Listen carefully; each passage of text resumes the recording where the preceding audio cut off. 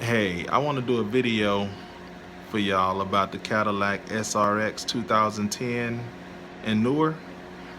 Um, if you're having problems with it, stuttering, or the biggest problem that we had with it was sitting at the gas station after fueling up for 5 minutes just trying to get the car started.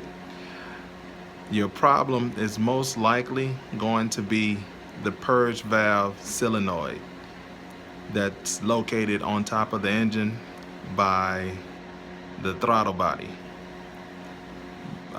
It'll be, if you open up your engine compartment, it's going to be on your left hand side right above the throttle body. You can't see it, it's behind it. You can't see it, it's behind it. You would have to feel for it. Go to a Cadillac dealership, get the part, and make sure they give you the right part, and just feel for it behind the throttle body.